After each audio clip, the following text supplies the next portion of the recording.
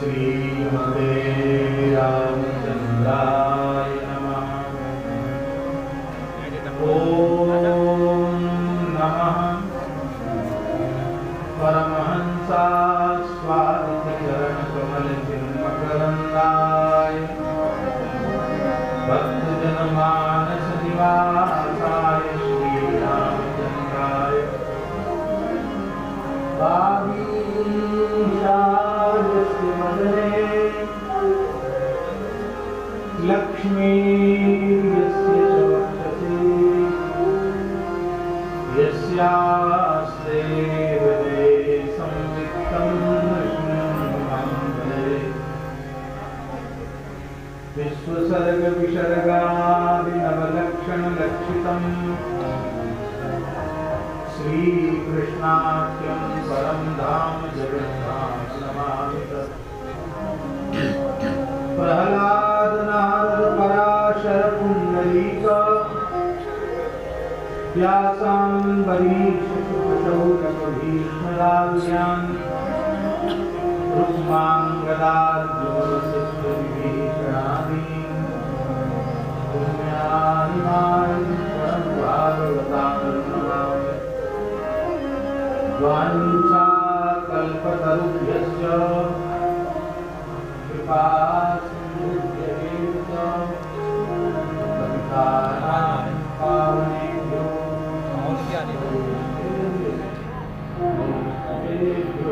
नमो नमः।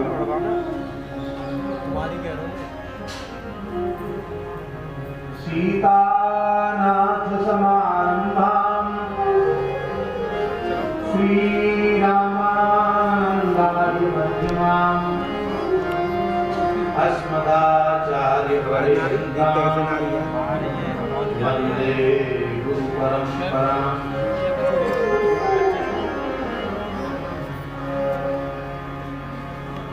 नारायणं नमस्कृत्य नरं चैव नरोत्तमं देवीं सरस्वतीं व्यासं ततो जयमुदीरये। नमो गोभ्यः श्रीमतीभ्यः सौरभेभ्य एव च नमो ब्रह्मस्ताभ्यश्च पवित्राभ्यो भक्त भक्ति भगवंत गुरु चतुर्नाम बंधुए इनके पदबंधन किए आशे विग्रहणे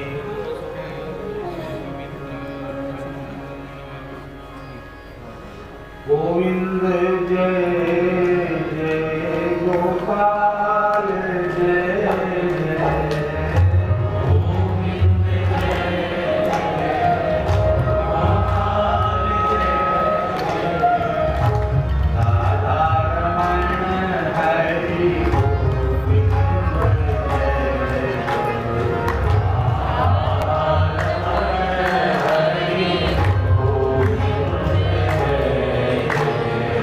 गोविंद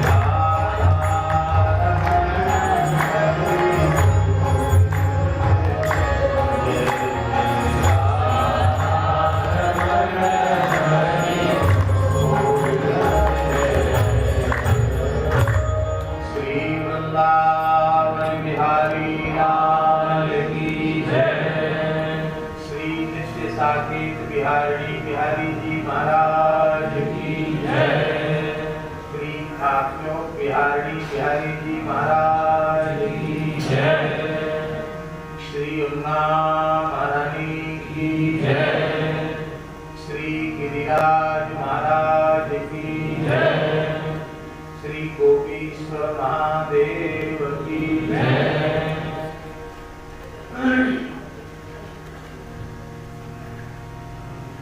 श्री अन्नपूर्णा माता की जय।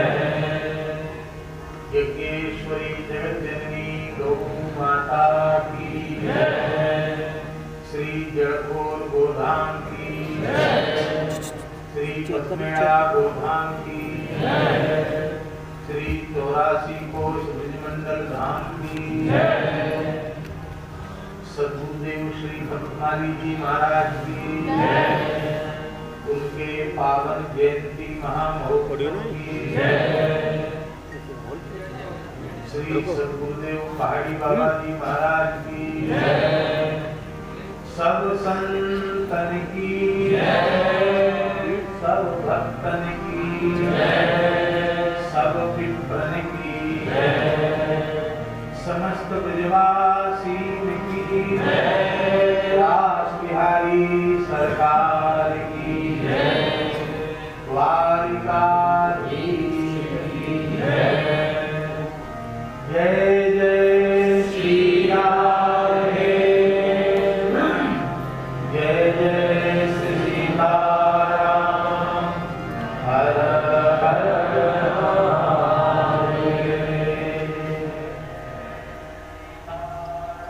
हरिशरणम। भक्तवांछा कल्पतरु भक्तवत्सल शरणागत वत्सल भगवान श्री हरि की महती कृपा करुणा से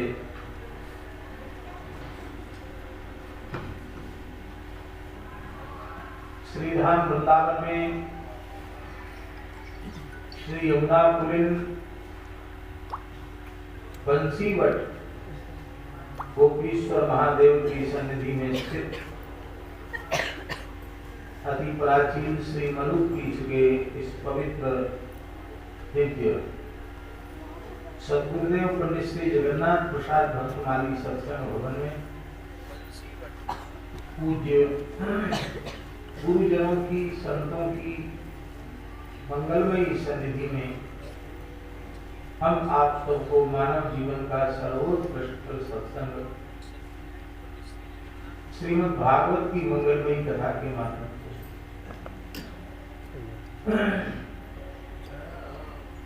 श्री सुखदेव जी महाराज का एवं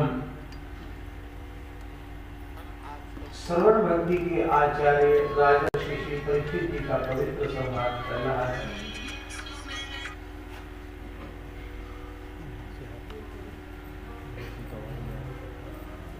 श्री सुखदेव जी वर्णन कर रहे हैं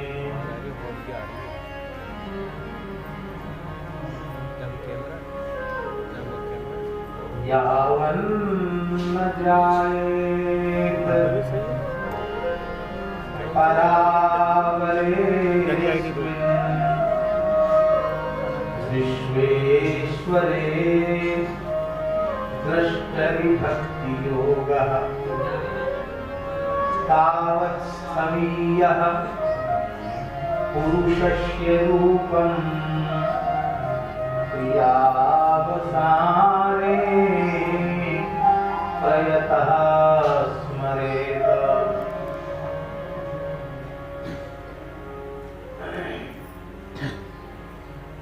भगवान दृश्य नहीं है, भगवान दृष्टा है। सगुण भी भगवान ही है, निर्गुण भी भगवान ही है, सब कुछ इनका ही स्वरूप है। ऐसी बात जब तक भीतर से समझ में ना आ जाए, ऐसे भगवान में जब तक परिपूर्ण प्रेम न हो जाए, भक्ति योग न हो जाए, तब तक साधक का कर्तव्य है कि वह नित्य नैमित्तिक कर्मों का अनुष्ठान करता रहे और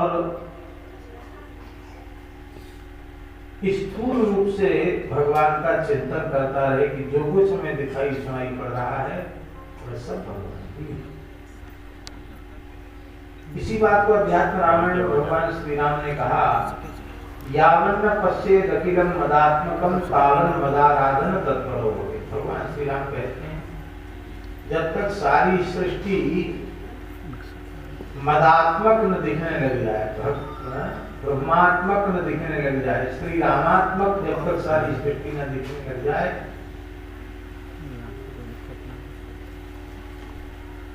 यावन न पश्येद अखिलम मदात्मकम तावन मदाराधन तत्परो हो, तब तक मेरी उपासना करे, तब तक भक्तियों का अनुष्ठान करे।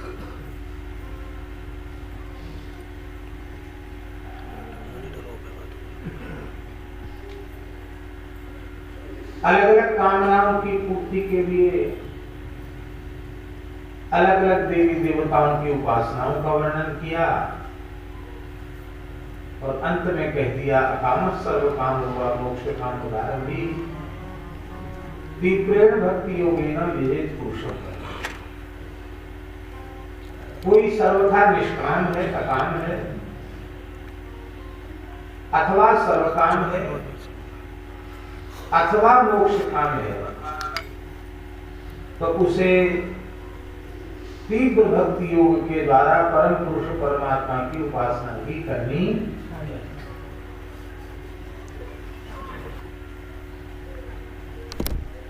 सर्व काम से सकाम भक्तों का ग्रहण किया और मोक्ष काम से ज्ञान मार्ग के साधक भक्तों का स्मरण किया तो अकाम करके निष्काम प्रेमी भक्तों का स्मरण, क्योंकि अकाम और मोक्ष काम दोनों का अर्थ एक ही मानेंगे तो पुनरुक्ति हो जाएगी। भाई जो अकाम होगा वही ना मोक्ष काम होगा, और जो मोक्ष काम होगा वही अकाम होगा। मोक्ष की कामना कामना नहीं, क्योंकि उसका संबंध विषय से नहीं।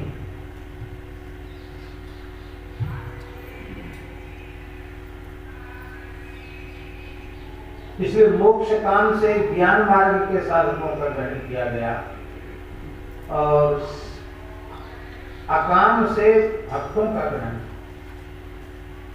सर्वथा जो निष्काम भक्त हैं वे अकाम,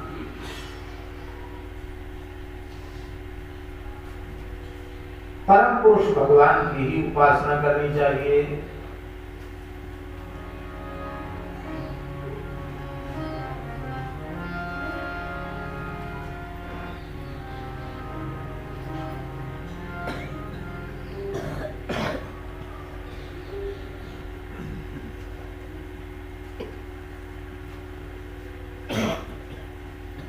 यजताम यह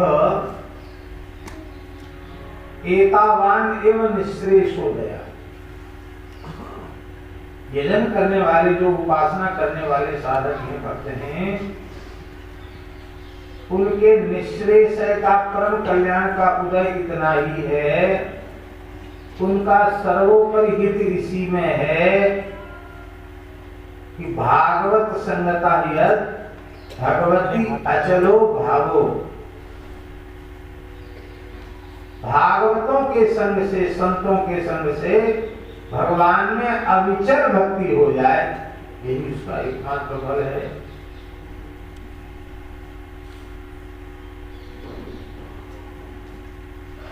अब यहां एक प्रश्न उठा कि भागवत संगता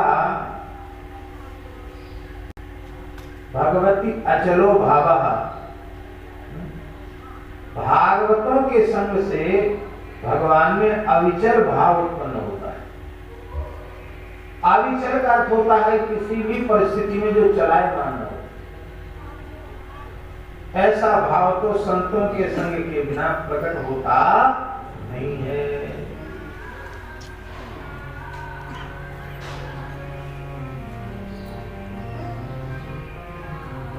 संतों के संग से मिलता क्या है?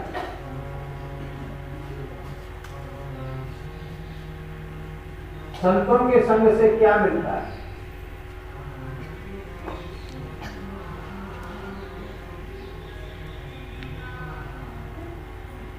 ज्ञानम यदा प्रतिनिवृत्त गुणोर्विचक्र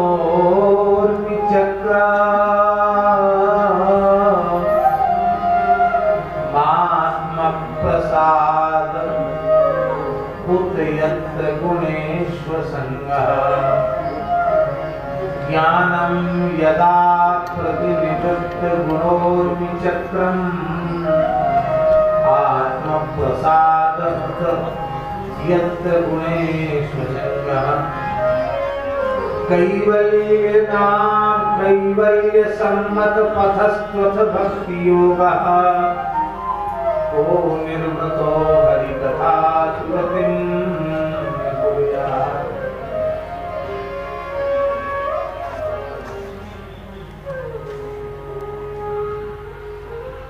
सत्संग में जाने से, संतों का सेवन करने से, संतों का संग करने से क्या लाभ होता है? कहते ऐसे जो परम भागवत साधु पुरुष हैं, संत पुरुष हैं, सत्पुरुष हैं,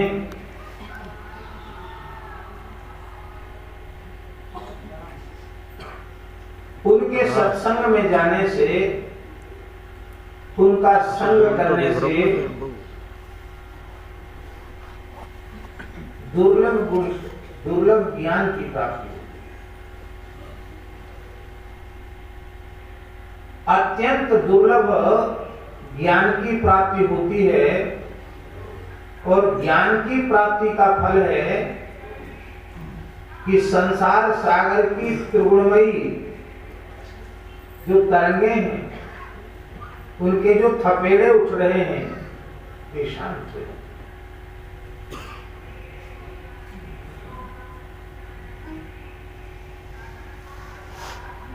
और जब संसार सागर के थपेड़े शांत हो जाते हैं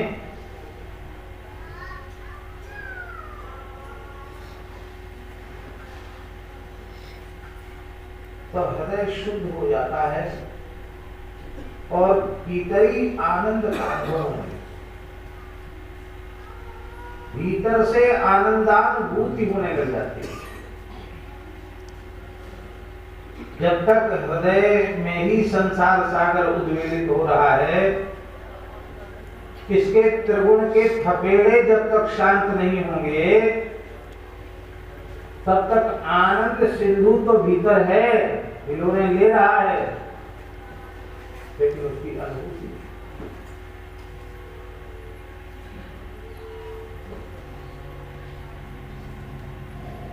विनय पत्रिका में गोस्वामी जी कहते हैं,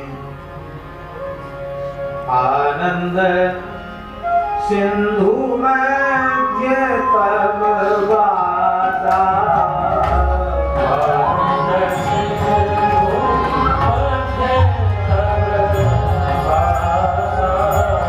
आनंद सिंधु मध्य तब वासा।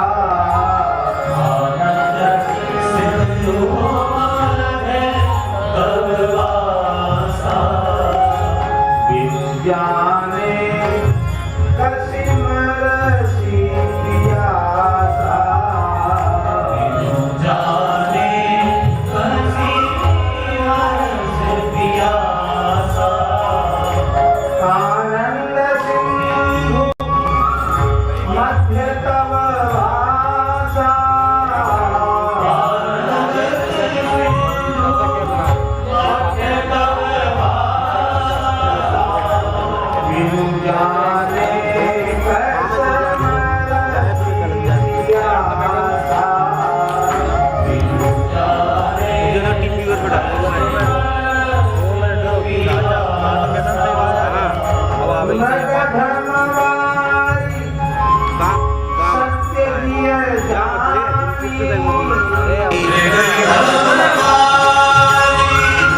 सत्य दिए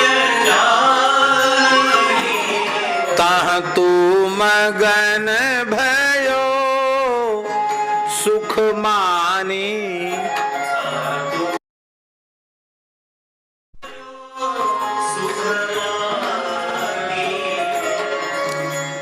मगन में जैसे पान करे, त्रय काल जल नाही जहां, निज सहज अनुभव रूप तब खल, भूली अब आयो तहां। निर्मल निरंजन निर्विकार, उदार ते सुख परिहर्यो, निकाज राज बिहाय नृप, इव सपन कारा गृह पर्यो। आनंद सिंधु मध्य तब वासा, आनंद सिंधु मध्य तब वासा, बिनु जाने कसी मरसी प्यासा, बिनु जाने कसी मरसी। संतों का संग करने से भगवान की मधुराति मधुर कथाएं सुनने का सौभाग्य मिलता है। और जब भगवान की कथाएं श्रद्धा पूर्वक कोई साधक सुनने लग जाता है तो उससे दुर्लभ ज्ञान की प्राप्ति हो जाती है।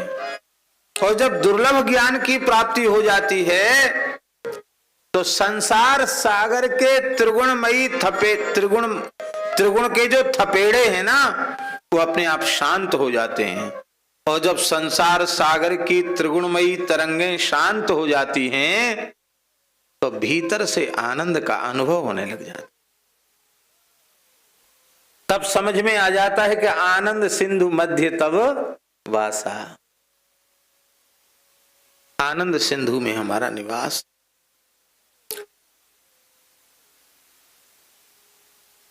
अब प्रश्न उठा कि आनंद सिंधु में हमारा निवास है, ऐसा अनुभव हमें होने लग जाए तो उसका लक्षण क्या है? उसका लक्षण है विषयासक्ति समाप्त हो जाएगी। इंद्रियों के विषयों में आसक्ति मिट जाएगी, समाप्त हो जाएगी। सबके अलग अलग विषय है ना, रूप रस गंध शब्द स्पर्श। नेत्र का विषय है रूप, नासिका का विषय है गंध, कान का विषय है शब्द, त्वचा का विषय है स्पर्श। इनके विषयों से निवृत्ति, इनमें आसक्ति की निवृत्ति हो जाए। उत्तम से उत्तम किसी रूप को देखने की फिर आंख की इच्छा नहीं रहे, आंख की प्रवृत्ति किसी रूप की ओर आकृष्ट होने की ही नहीं रह जाए। क्यों? जैसे सब दिख रहा है, भेज नहीं रहे। कर्णेन्द्र श्रवणेन्द्रिय का शब्दाकर्षण समाप्त हो जाएगा। आसक्ति के ही कारण तो आकर्षण होता है, आसक्ति न हो तो काय का आकर्षण? विषयासक्ति समाप्त हो जाती है।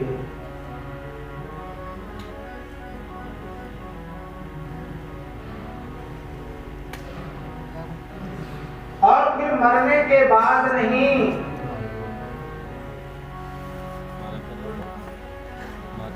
जीते जी उसे भक्ति योग की प्राप्ति हो जाती। अब ये भक्ति योग का विशेषण क्या है? कैवल्य सम्मत पथस्त्वथ भक्ति योगा। अर्थ माने अनंतर, इतना होने के अनंतर भक्ति योग की प्राप्ति होती है। कैसा भक्ति योग? कहते जो कैवल्य जिनका अभीष्ट है, कैवल्य मोक्ष की प्राप्ति ही जिनकी साधना का अभीष्ट है, वे भी इस प्रकार के भक्ति योग को प्राप्त करना चाहते हैं। अर्थात इस प्रकार का भक्ति योग प्राप्त किए बिना उन्हें भी कैवल्य मोक्ष होता नहीं।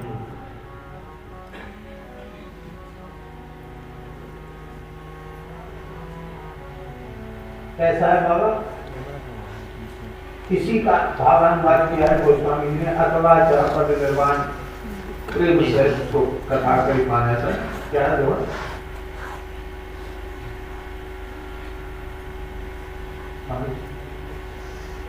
रामचरित मानस जी में बात।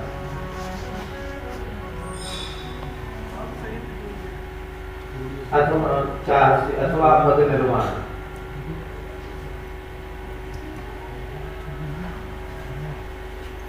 तो अभी उठ नहीं रहा है, उठेगा तो फिर कभी उठेगा तो बताए। बिल्कुल इसी श्लोक वो भाव सहित इस कथा का श्रवण करे गोस्वामी जी। हाँ, करे श्रवण पुष्पान। और ऊपर के दो चरण क्या है, दो तो आपने बोल दी।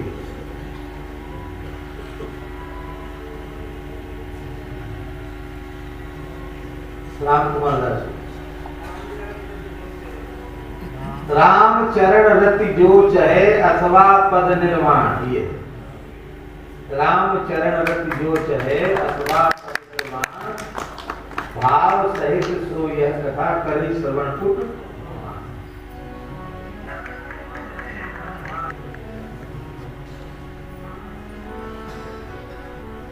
भक्ति चाहिए तो भी कथा श्रवण करनी पड़ेगी, और ज्ञानियों का परम अभीष्ट जो कैवल्य मोक्ष है वह चाहिए तो भी कथा श्रवण करनी ही पड़ेगी। उसके बिना न ज्ञान प्राप्त होगा न भक्ति प्राप्त होगी।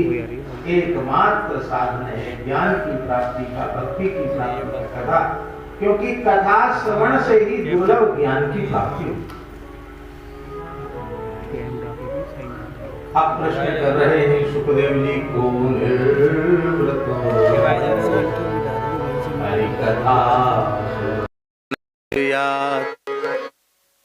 कौन ऐसा होगा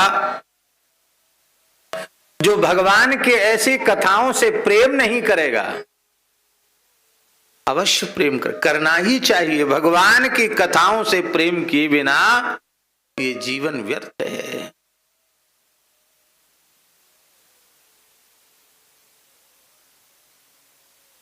इस संवाद को सुनकर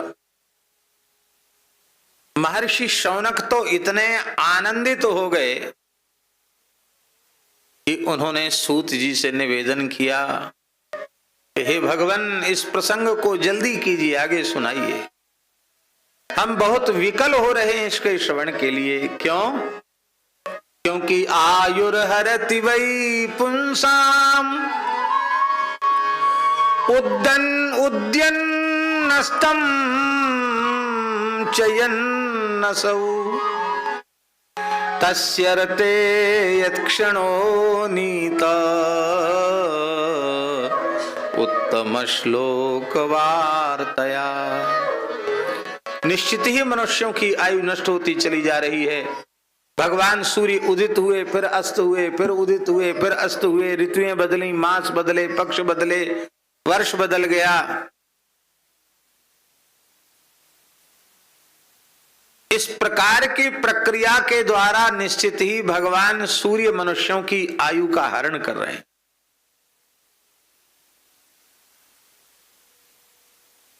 हमारे जीवन की आयु का वह क्षण सार्थक क्षण है, सफल क्षण है, जो क्षण भगवान की लीला कथा की चर्चा में व्यतीत हो जाता। जितनी देर हम नाम जप करते हैं, जितनी देर हम कथा सुनते हैं, जितनी देर हम सत्संग करते हैं, उतना समय हमारा सफल है, सार्थक है। बाकी तो सब समय नष्ट होता जाता। हमने गुरुजनों से सुना है कि भगवान आयु का हरण क्यों करते हैं सूर्य रूप से? क्योंकि सूर्य अपनी किरणों से जल का आहरण करते हैं, तो अपने में संग्रह के लिए वो जल को नहीं, जल का आहरण नहीं करते हैं। किस लिए करते हैं? वर्षा काल में वर्षा देने के लिए, वर्षा के लिए भगवान सूर्य जलाहरण करते हैं। तो भगवान सूर्य आयु का हरण क्यों कर रहे हैं?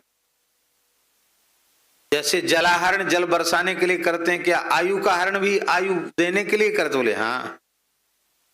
श्री वल्लभाचार्य जी महाराज ने इस संबंध में भाव दिया है। वे कहते हैं कि जो भगवत गुणगान में प्रवृत्त हैं उनको तो आयु की जरूरत है, और जो भगवत गुणगान से विमुख हैं, श्रवण कीर्तन से विमुख हैं, ऐसे लोगों की आयु की जरूरत क्या है? तो भगवत गुणगान से, कथन श्रवण से जो विरत हैं उनकी आयु का हरण करते हैं, और जो भगवत गुणगान में, श्रवण में, कथन में लगे हुए उनको दे देते हैं। बोलो वृंदावन बिहारी। जो कथा कीर्तन नहीं सुनते उनकी आयु हर लेते हैं, और जो कथा कीर्तन में लगे हैं उनको दे देते हैं। आप लोग कहेंगे कैसे? तो बहुत से लोग हैं जो कथा सुनने ही नहीं चाहते, सुनते ही नहीं, वो सब जिंदा तो हैं, तो उन सबको मर जाना चाहिए, वो तो सब जिंदा है। अरे भाई, जिंदा हैं तो उनका जिंदा रहना नहीं है। जीवित वही माने जाएंगे जो कीर्तन में बैठे हैं, जो कथा में बैठे हैं, जो सत्संग कर रहे हैं, वही जीवित माने जाएंगे। इसका मतलब क्या है? ये जो आयु कथा कीर्तन की आयु है, ये भगवान ने हरण करके हमको दी है। वैसे आयु तो सबको मिली हुई है, वैसी आयु तो सबको मिली। ये आयु भगवान ने कृपा करके हमको दी है। और यदि कहो कि कथा कीर्तन से विमुख लोग भी तो जीवित रहते हैं, तो कहते हैं तरवा किन्न जीवंती भस्त्राः किम न श्वसन्त्युत न खादन्ति न मेहन्ति किम ग्राम पशवो परे। क्या वृक्ष जीवित नहीं रहते? वृक्षों में भी तो जीवन है। क्या लोहार की धोकनी श्वास नहीं लेती? लोहार की धोकनी तो बहुत ज्यादा श्वास लेती है। लोहार की धोकनी के नाम से ही योगियों का एक प्राणायाम बन गया, उसका नाम है भस्त्रिका। क्या नाम है? भस्त्रिका प्राणायाम। लोहार की धोकनी जैसे तेज तेज चलती है,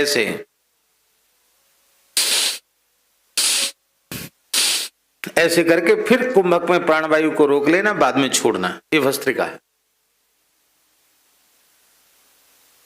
तो लोहार की धोकनी तो बहुत बढ़िया प्राणायाम करती महाराज, तेज तेज श्वास लेती। बोले लोहार की धोकनी श्वास तो लेती लेकिन खाती पीती तो नहीं है। तो कहते सुअर कुत्ता गधा घोड़ा खाते पीते नहीं है क्या? ये मलमूत्र त्याग भी करते, खाते पीते भी है। इनका कथा कीर्तन से विमुख प्राणियों का जीवित रहना वृक्ष के समान, उनका श्वास लेना लोहार की धोकनी के समान, उनका खाना पीना मलमूत्र त्याग करना सुअर कुत्ते आदि के समान।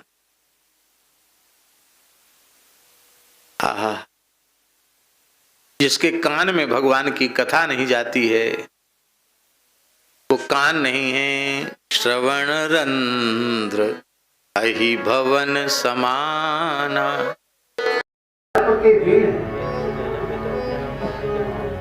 जिनकी जिह्वा भगवान के नामों का कीर्तन नहीं करती है, जी है सो दादो जी है समान, मेंढक के समान उनकी जिह्वा है। भले ही रत्न जटित मुकुट हो, पर वह गुरुजनों के चरणों में, संतों के चरणों में नहीं झुकता,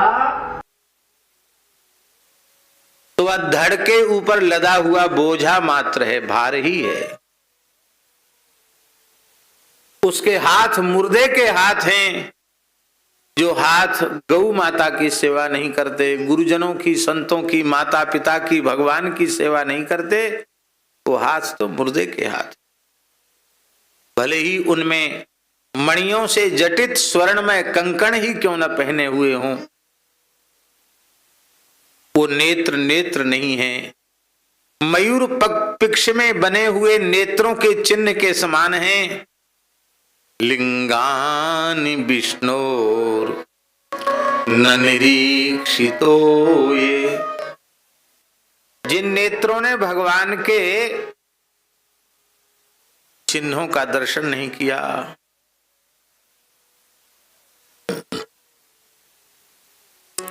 विष्णोह लिंगानि, मंदिर के शिखर का दर्शन करना, कलश का दर्शन करना, ध्वजा का दर्शन, ये विष्णु लिंग है। गौ का दर्शन करना, ब्राह्मणों का, संतों का दर्शन, ये विष्णु लिंग है। ये ऊर्ध्व पुंड्र तुलसी, ये सब विष्णु लिंग है, इनका दर्शन करना। उनकी आंखें मयूर पंख के समान हैं, उनके पैर वृक्ष के तने के समान हैं, जो भगवान के मंदिर की परिक्रमा नहीं करते। तुलसी की, गिरिराज जी की, यमुना जी की, इनकी परिक्रमा नहीं करते। और वह जीवित ही मृतक के तुल्य है, जिसको भगवान के चरण कमलों की सुगंध का अनुभव नहीं हुआ। और महाराज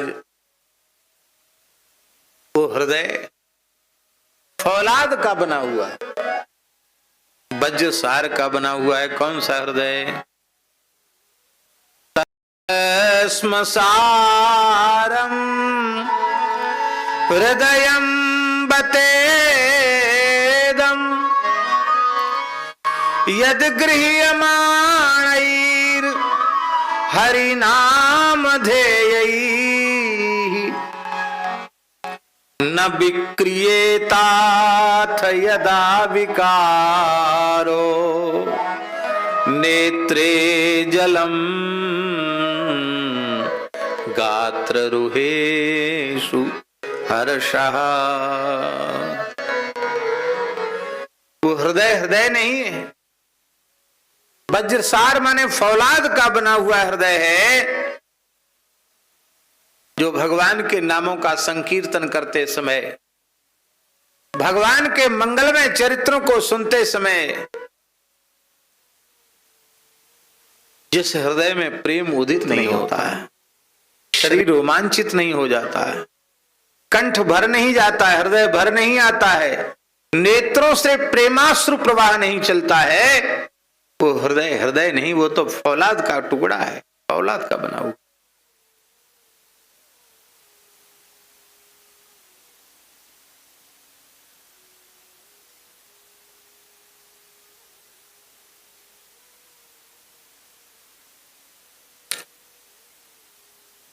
श्रीधाम वृंदावन में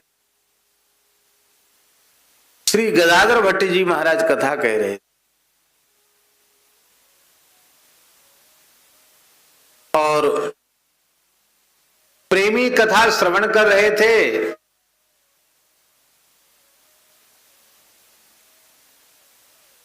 तो उनके भीतर प्रेम के लक्षण प्रकट हो रहे, अश्रु, कंप, पुलक आदि सात्विक भाव जग रहे थे। ऐसी विलक्षण रसमयी कथा हो रही। अब उनमें एक कोई दूर देश के महंत जी पधारे थे, वो भी बैठते थे कथा में आके।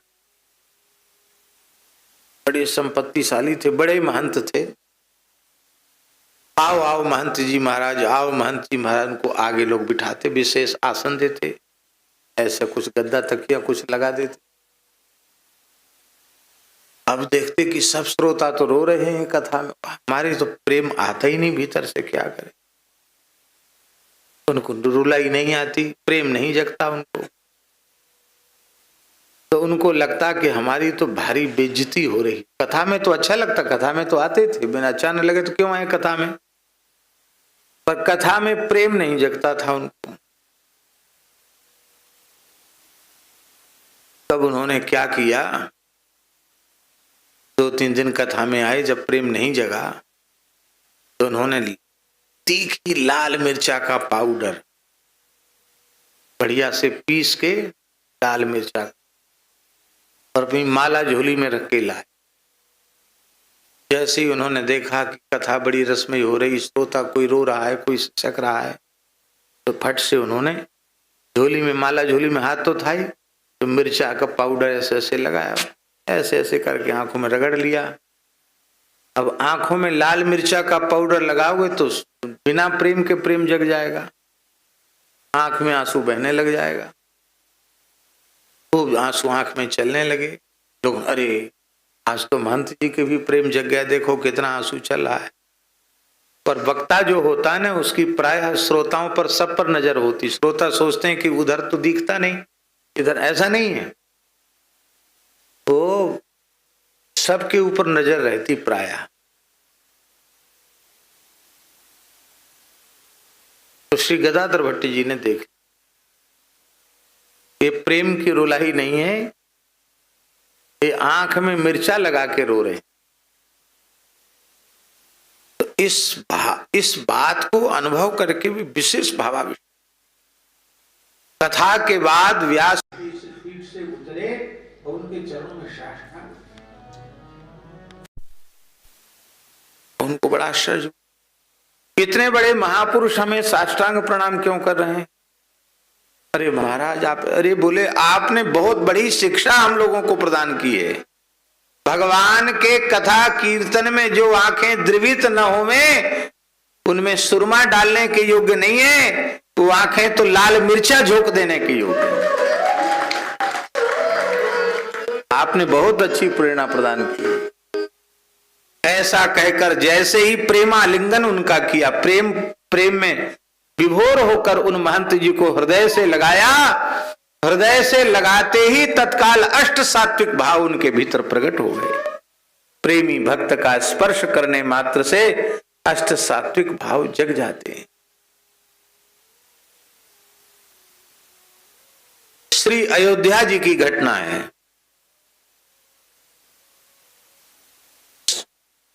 पंडित श्री नारायण झा जी ने, वेदाचार्य जी ने दर्शन किया होगा। श्री रामहर्षण कुंज वाले महाराज जी, श्री स्वामी रामहर्षण दास जी महाराज, बहुत अच्छे महात्मा।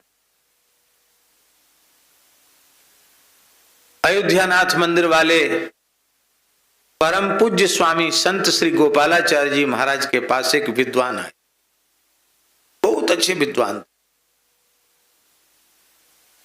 और उन्होंने कहा, महाराज जी भगवान की कथा कीर्तन में प्रेम जगदा हमारी तो अब तक समझ में नहीं आया है, लोग रोने लग जाते हैं। क्यों रोते हैं भाई? तो हंसी आती है, क्या रोना गाना, औरतों के जैसे रोने लग।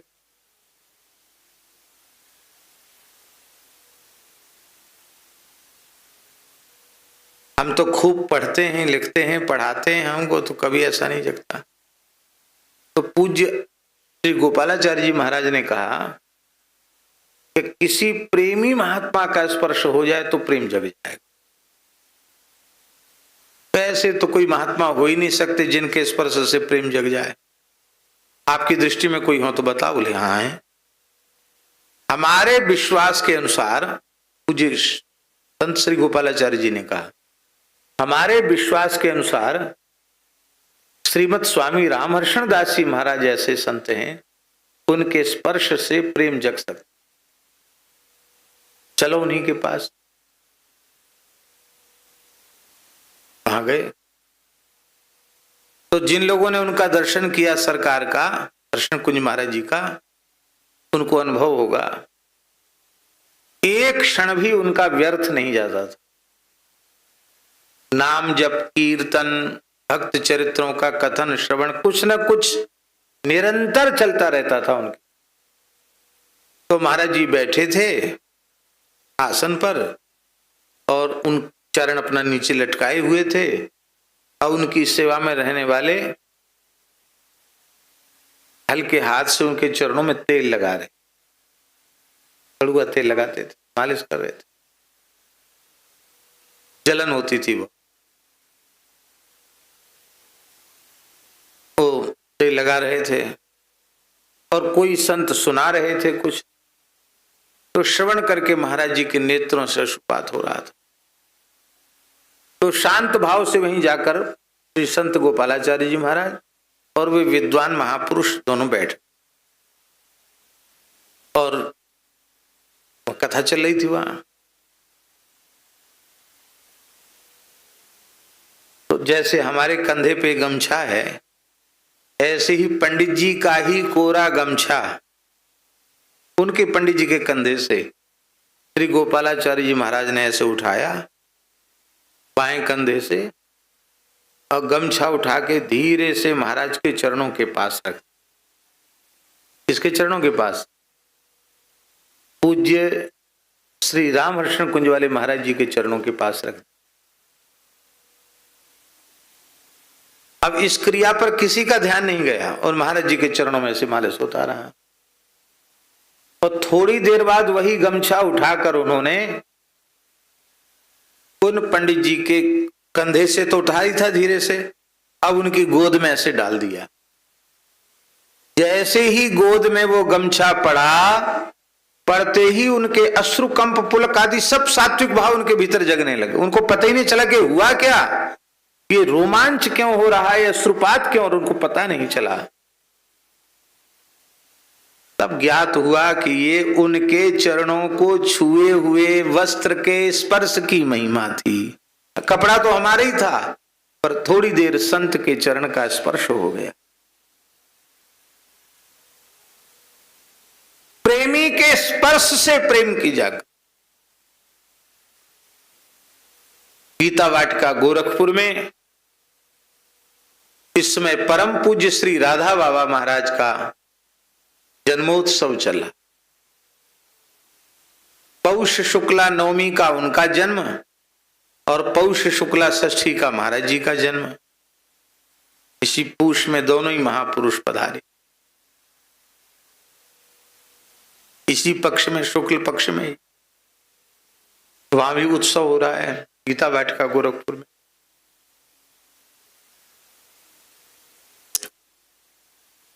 श्री राधा बाबा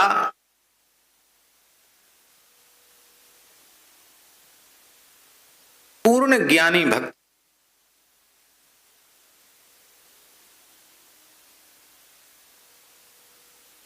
अद्वैत वेदांत में उनकी अतिशय निष्ठा थी।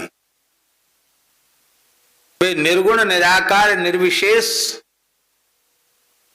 ब्रह्म की अनुभूति से संपन्न थे। और इतना ही नहीं, असंप्रज्ञात समाधि की अवस्था तक पहुंचे हुए महापुरुष थे। अष्टांग योग में जो सर्वथा निर्विकल्प समाधि है, श्री वृंदावन बिहारी लाल की जय, जय जय श्री राधे। हम लोग अत्यंत सौभाग्यशाली हैं। परम पूज्य श्री हमारे कृष्ण कृपाधाम वाले महाराज जी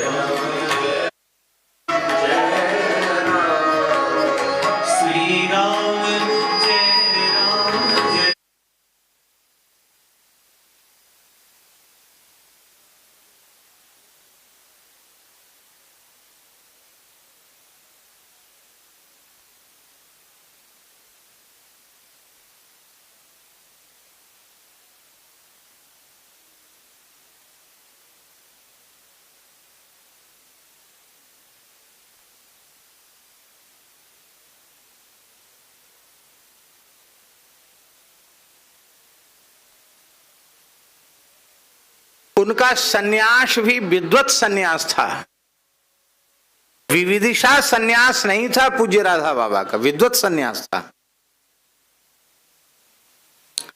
तत्व ज्ञान के अनंतर सन्यास लिया था उन्होंने। और भगवान शिव पार्वती ने प्रत्यक्ष प्रकट होकर उनको सन्यास की आज्ञा दी। जीवन चरित्र पढ़ने योग्य है पूज्य श्री राधा बाबा, साधकों को जरूर पढ़ना चाहिए ऐसा जीवन चरित्र।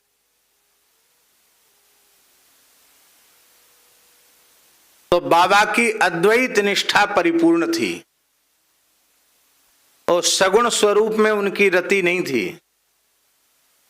नाम रूपात्मक जो कुछ है सब माया है, ऐसी उनकी धारणा थी।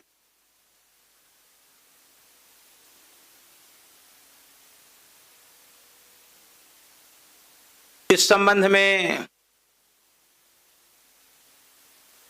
उनकी स्वामी श्री रामसुखदास जी से भी चर्चा हुई। तो स्वामी जी ने कहा कि भाई ज्यादा आपको और समाधान चाहिए तो सेठ जी महापुरुष हैं, उनके पास समाधान मिलेगा। तो बाबा बांकुरा गए सेठ श्री जयदयाल गोयनका जी, वहां भी उन्होंने सत्संग किया, लेकिन निर्गुण सगुण दो नहीं एक ही है ये बात वो स्वीकार नहीं कर पा रहे थे। निर्विशेष ही परम तत्व है, सविशेष नहीं, ये उनकी दृढ़ धारणा थी। तो सेठ जी कहते थे कि निर्विशेष सबशेष दो नहीं एक ही है। जो निर्विशेष है वही सविशेष है, जो सविशेष है वही निर्विशेष है। अब वो तो बहुत पठित भी थे, अपने सिद्धांत के अनुसार वो मानने के लिए राजी नहीं थे। तब सेठ जी ने कहा कि स्वामी जी आप थोड़ा कष्ट कीजिए, गोरखपुर चले जाइए, वहां भाई श्री हनुमान प्रसाद पोद्दार जी हैं, गीता प्रेस के संपादन का कार्य वहां रहकर वो देखते हैं। वे भक्त हृदय हैं, ये सेठ जी ने कहा, वे भक्त हृदय हैं, वे जरूर आपका समाधान। तो उन्होंने कहा कि हमारी कहीं किसी ओद्दार पोद्दार के पास जाने की इच्छा नहीं है, अगर आप कहते हैं तो हम चले जाएंगे। पैसा स्वामी जी छूते नहीं थे, तो उन्होंने टिकट करवा दिया और वो गोरखपुर पहुंचे, गीता वाटिका पहुंच गए। गीता वाटिका पहुंचे तो किसी ने श्री पोद्दार जी को सूचना दी, एक सन्यासी महात्मा हैं, युवा सन्यासी महात्मा, गैरिक वस्त्रधारी हैं, तो वहां बैठे नीचे, आपको पूछ रहे हैं। तो जहां ऊपरी कक्ष है, जहां भाई जी का कक्ष है गोरखपुर में, अभी भी आप पधारे। भाई जी तुरंत वहां से दौड़े हुए आए। प्रातःकाल की संध्योपासन वहां कर चुके थे, प्रातःकाल नित्य नियम कर चुके थे, संपन्न किए। तब तक सूचना मिली, तुरंत उतर के नीचे आकर उन्होंने बहुत, एक महात्मा आए हैं, हमसे मिलने आए हैं, सेठ जी के भेजे हुए आए हैं।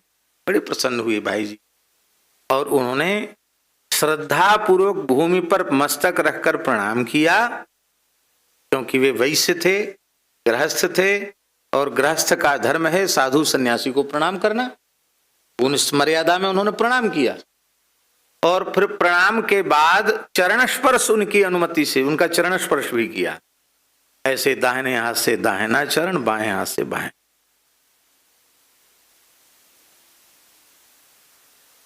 और फिर कहा कि आप स्नान आदि करें, आपकी व्यवस्था सब बना देते हैं। हमको अत्यंत आवश्यक कार्य से वाराणसी जाना पड़ रहा है, प्रेस का ही कुछ काम है, तो हम आज जाएंगे, कल वहां रुकेंगे, परसों हम जरूर आ जाएंगे। प्रयास करेंगे हम तीसरे दिन लौट के आ जाएंगे, तब तक आप यहां विराजें, फिर आपके साथ हम चर्चा करेंगे। तो ये बात बाबा को बहुत अच्छी नहीं लगी कि हम तो इनसे मिलने आए हुए, ये इतने व्यस्त हैं, जा रहे हैं, ये तो बस इतना ही मिलना इनका हुआ। लेकिन महाराज जी, वो जो भाई जी का स्पर्श था, बाबा के चरणों का स्पर्श, उस स्पर्श ने ही राधा बाबा के अंतःकरण में प्रेम लक्षणा रसरूपा भक्ति का संचार कर दिया। भक्त चाहे पैर छूले चाहे सिर छूले, भक्त के स्पर्श से भक्ति प्राप्त हो जाती।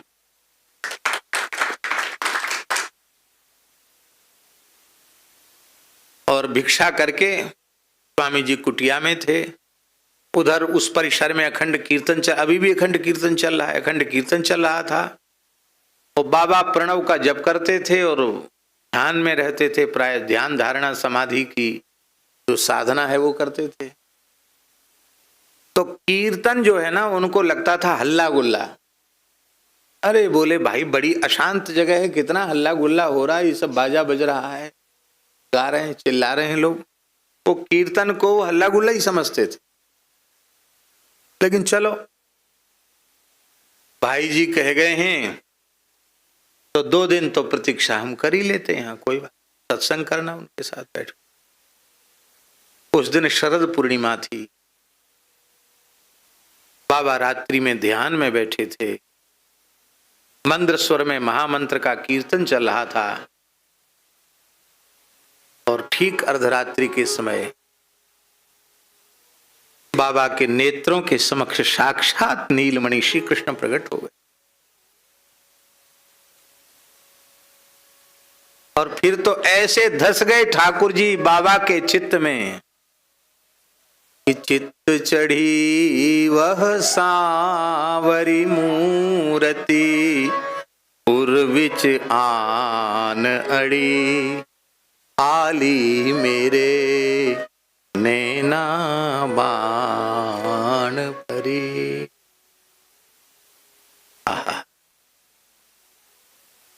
भक्त का स्पर्श, महाराज जी स्पर्श नहीं, भक्त की प्रेम भरी दृष्टि पड़ जाए तो भक्ति प्राप्त हो जाए। और स्पर्श प्रेम पूर्ण स्पर्श नहीं, क्रोध पूर्ण स्पर्श प्राप्त हो जाए तो भगवत प्रेम मिल जाए। कैसे भी दर्शन हो जाए, स्पर्श हो जाए, समागम हो जाए तो भी भगवान की भक्ति मिल जाती है। इसीलिए श्री सुखदेव जी कह रहे हैं, ज्ञानम यदा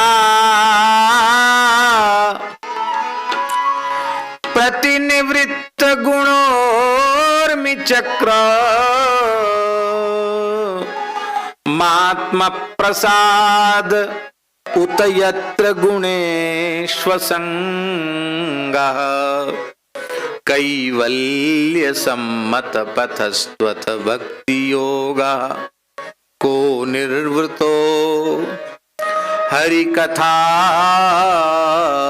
सुरतिम न कुर्यात्। और भगवान का चरित्र श्रवण करते करते हृदय पिघल जाता है, अवश्य द्रवित होता है। और जब तक हृदय द्रवित नहीं होता तब तक हृदय में रसरूपा प्रेम लक्षणा भक्ति प्रतिष्ठित भई है ये नहीं कहा जा सकता है। इसलिए प्रियादास जी ने कहा, भक्ति महारानी को स्वरूप यह छवि सार, भक्ति महारानी को स्वरूप यह छवि सार, चारु हरि नाम लेत असुवन झरी है,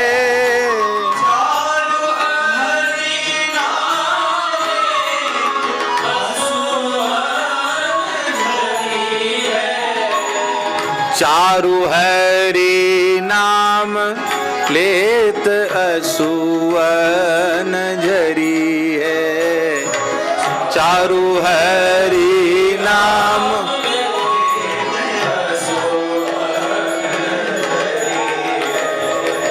भक्ति महारानी को स्वरूप यह छवि सार, भक्ति महारानी को स्वरूप।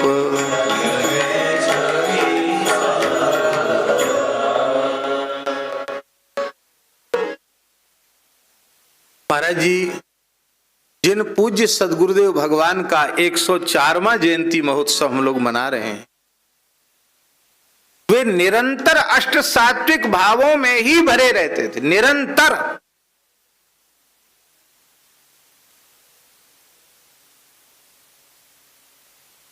हमारे अपने विश्वास के अनुसार तो वे एक क्षण भी शायद उससे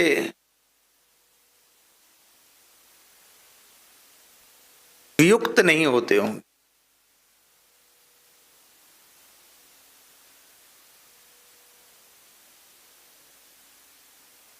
कितने प्रसंग कहें। एक छोटा सा संस्मरण हम निवेदन कर रहे हैं। बरसाना धाम में गहुवर वन में कथा हो रही थी। दास उस कथा में उपस्थित था। हम जप कर रहे थे। कोई पाठ करता है, कोई जप करता है, पूजा पाठ में सब बैठते हैं। ये ब्रह्मचारी जी का जो कुआं है रासमंडल, वहीं कथा हो रही थी महाराज जी की।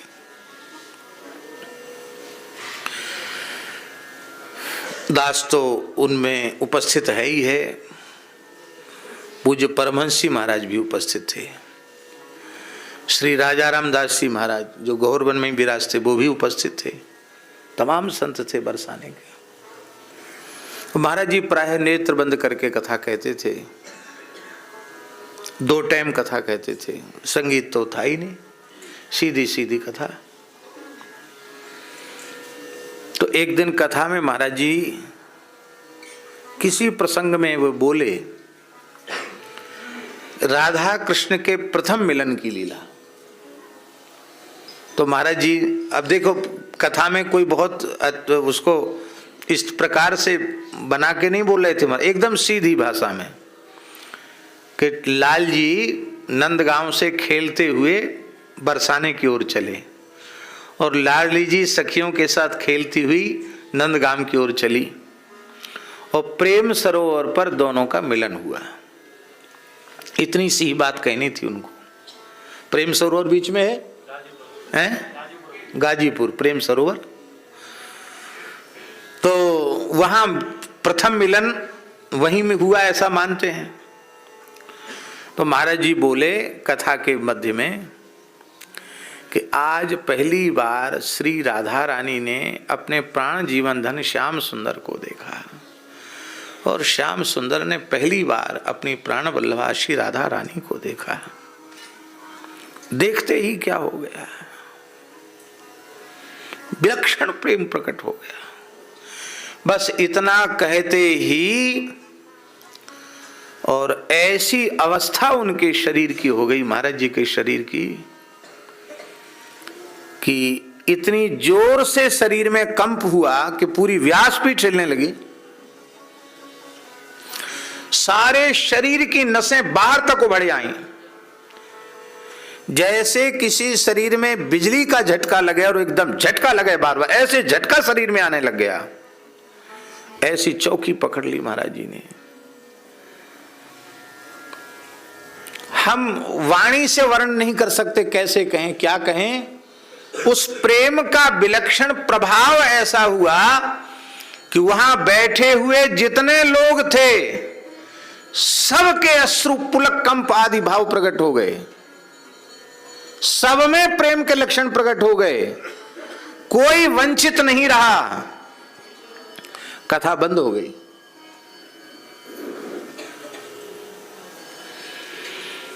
अब सब रो रहे हैं, कथा बंद।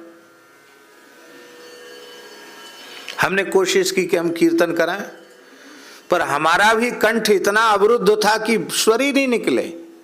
हमारे आंख से भी आंसू बह रहा। हम तो बच्चे थे, हमको पता ही नहीं कि हम क्यों रो रहे हैं।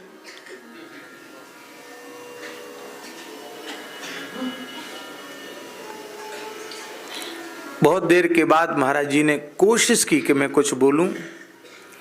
नेत्र खोले तो ऐसे नेत्र जैसे उनमें रक्त उतर आया हो, एकदम लाल। बहुत प्रयत्न करने पर भी वे कुछ बोल ना सके। अभी आधा पौन घंटे कथा का समय शेष था, लेकिन वही कथा विराम करनी पड़ी, कथा आगे हो नहीं सकी। और महाराज जी शांत भाव से आकर, श्री राजा रामदास जी का वो कमरा है आज भी, उनके आसन पर वहीं महाराज जी लेटते थे, आकर महाराज शांत भाव से लेट गए, कुछ पाया भी नहीं।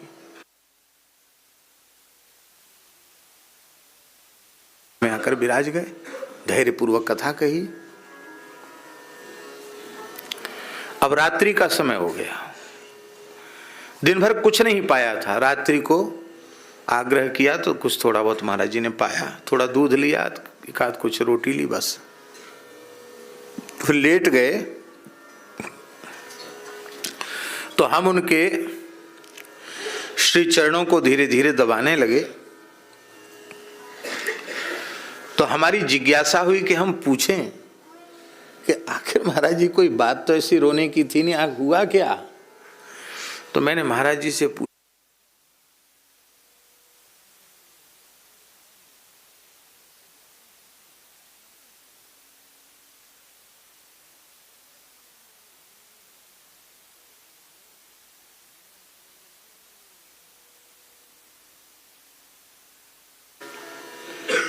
तो जैसे ही हमने स्मृति दिलाई कि फिर महाराज जी का देह कांपने लगे,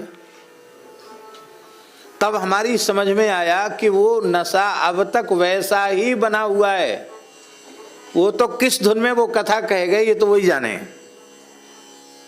बहुत विकल हो गए। थोड़ी देर बाद कहा पंडित जी, हमको अपने आप को बचाकर कथा करनी, बहुत सावधान होकर के कथा कहते हैं, कहीं भाव और प्रेम का स्पर्श न हो जाए, क्यों मैं फिर आगे बोल नहीं सकता। हम लोग जानबूझ के ऐसी कथा कहते हैं कि हम रोलें, दूसरे रोलें, लोग समझें बड़े प्रेमी हैं, और एक ऐसे महात्मा जिनको अपने आप को प्रेम से बचाना पड़ता है, एक ऐसे महात्मा।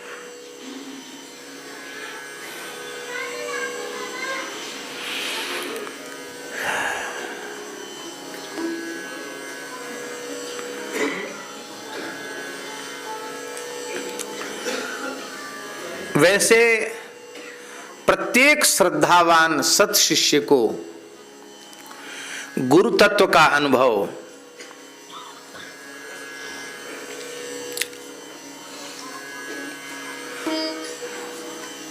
प्रेम की प्रत्यक्ष मूर्ति के रूप में ही करना चाहिए। प्रेम प्रदाता ही तत्व श्री गुरुदेव तत्व है। कहां से आया प्रेम? गुरुजनों की कृपा से ही प्रेम की प्राप्ति होती है। प्रेम प्रदाता श्री गुरुदेव, क्योंकि वे प्रेम स्वरूप ही नहीं, प्रेम ही उनका स्वरूप। ऐसी अनुभूति प्रत्येक सत शिष्य को करनी चाहिए। किंतु दास का तो ऐसा मानना है कि हम तो अपने पूज्य गुरुदेव के श्री विग्रह के रूप में नख सिक्स मूर्तिमंत प्रेम का ही दर्शन करते, दर्शन किया ऐसा ऐसी करुणा, ऐसा प्रेम क्या करें। और इसके साथ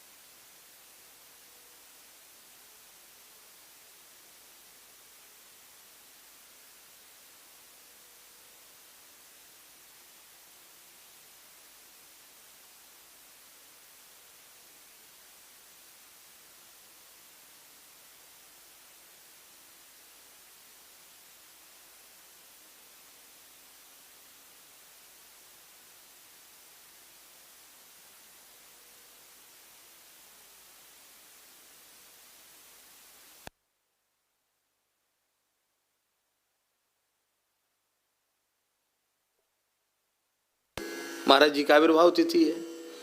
इतना भयंकर कोहरा पड़ रहा था कि फ्लाइट तो बंद थे, ट्रेन भी बहुत घंटों की विलंब से चल रही थी और दूसरी कोई व्यवस्था थी नहीं। महाराज जी कहीं दूर थे, बाहर थे। तो महाराज जी भयंकर कोहरे में, जबकि वह उनकी प्रकृति के अनुकूल नहीं था, भयंकर कोहरे में रमण रेती से पूरी रात चल करके सवेरे कुर्सी गांव पहुंचे बिना विश्राम के। और हमें बड़ी पीड़ा हुई। हमने कि महाराज जी ऐसा होता तो हम तो आपको मना ही कर देते कि आप मत। बोले कैसे ऐसे कैसे मना कर देते, हम क्यों नहीं आते। और महाराज जी आए, प्रवचन किया, आप तो थे ही। और जिस घर में महाराज जी का जन्म हुआ वहां जब महाराज जी, हमने कहा महाराज वहां वहीं के लिए तो आए हैं, वहां जब गए तो उस घर को देखकर साष्टांग प्रणाम, ऐसे ही रोड पर साष्टांग प्रणाम किया, भाव विह्वल होकर के। अब वहां घर में, जैसे घर में रोटी बन रही थी, वहीं बैठकर महाराज जी ने रोटी खाई। बोले यही अमृत प्रसाद लेने के लिए हम यहाँ आए, जिस घर में ऐसे दिव्य महापुरुष प्रकट हुए। और सुमेरु महोत्सव में तो उन्होंने, वे हम सब के लिए तो सुमेरु ही हैं वो, और उन्होंने सुमेरु उत्सव में सुमेरु के रूप में ही प्रस्तुत होकर के सुमेरु उत्सव की गरिमा को बढ़ाया। ऐसी कथा कौन कहेगा।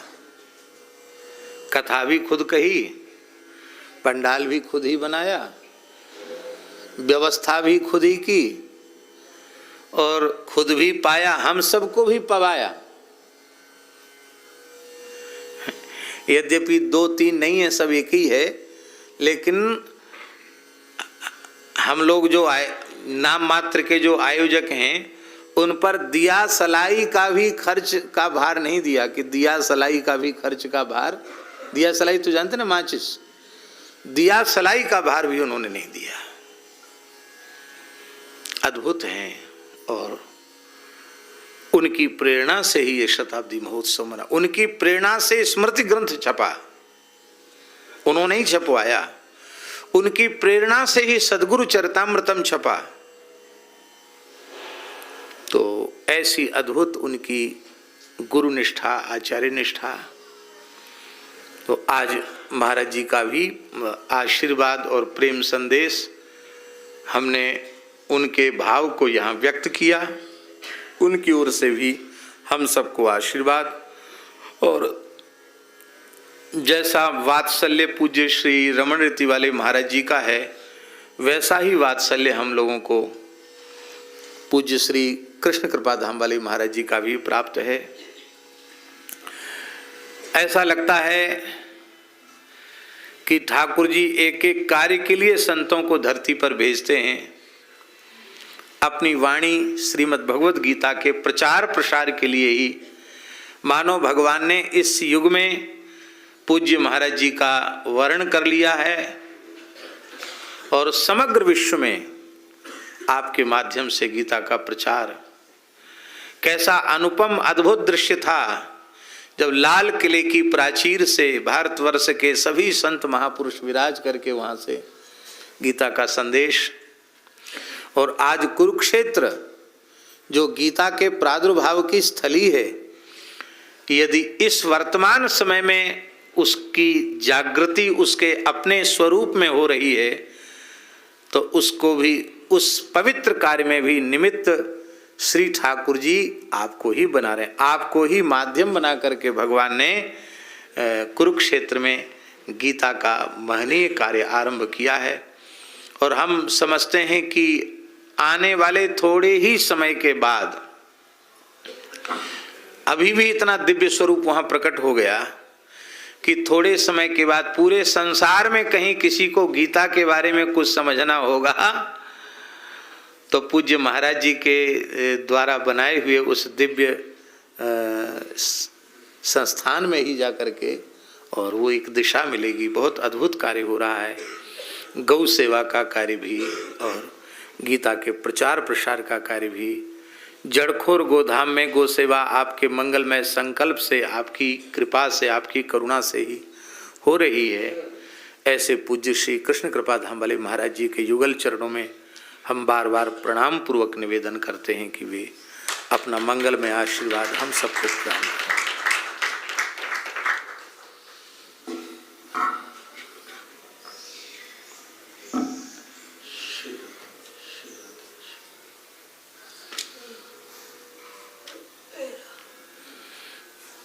बिना किसी भूमिका मंगलाचरण के हमें तो ऐसा लग रहा है आनंद का जो एक अगाध प्रवाह चल रहा था उसमें ये माई की तरह आके कुछ बाधा सा बन रहा है। नहीं, बड़ा वास्तव में शब्दों से परे का भाव चल रहा था। कभी कभी तो कथा वार्ता वो तो शास्त्र की बातें हैं, उस क्रम में होता है, चलना ही होता है, चलता ही है। लेकिन वास्तव में कभी कभी ऐसा होता है कि कुछ अवसर ऐसे होते हैं व्यासपीठ के जब वो शास्त्रों के भाव से भी कुछ अलग से होते हैं, जहाँ केवल प्रेम होता है, कोई शब्दों का महत्व नहीं होता, और जहाँ केवल स्वाभाविक सा सहज सा आनंद होता है। आज महर्षि दिन में जब आश्रम होते हैं तो भोजन प्रसाद से पूर्व दोपहर के जो भी आश्रम में वहाँ उपस्थित रहते हैं तो एक क्रम से 1 या 2 श्लोकों पर कुछ चिंतन चर्चा रहती है। सहारनपुर से एक परिवार आया हुआ था, वहाँ एक केंद्र है सहारनपुर में, स्वामी राम तीर्थ केंद्र। तो पंडित केदारनाथ प्रभाकर जी अब बहुत वृद्ध हो गए, वो स्वामी राम तीर्थ के भावों के प्रति इतने समर्पित निष्ठावान व्यक्ति, जैसे आप श्री ने भी संकेत किया कि पूज्यपाद रमन रेती वाले महाराज श्री उस गांव में जाकर भाव विभोर ही नहीं भाव विवल हो गए, जहाँ पूज्यपाद सद्गुरुदेव भगवान की अवतरण स्थली। तो वो श्रीमान जी शहंशाह राम स्वामी राम तीर्थ के पाकिस्तान में गांव जो था वो वहाँ गए, उस घर तक गए जहाँ जन्म हुआ था, और वहाँ एक अलग सी भाव दशा में उन्होंने। तो हम कभी सहारनपुर जब जाते हैं तो वहाँ थोड़ा उनके केंद्र में, क्योंकि हमारे पूज्य गुरुदेव के गुरुदेव भी स्वामी राम, तो आज वहाँ का एक परिवार आया हुआ था। तो हम जब जाते थे तो परिवार भी, तो आज उनकी 3 पीढ़ियों ने, हमने कहा गीता चिंतन फिर लेते हैं, संग्राम का कोई भाव। तो उन्होंने बड़े आनंद से गुनगुनाया, बसा राम मुझ में, मैं अब राम में हूँ, न एक है न दो है, सदा तू ही तू है, जिधर देखता हूँ उधर तू ही तू है, न कुछ आरज़ू है न कुछ जुस्तजू है, उठा जब कि माया का पर्दा ये सारा,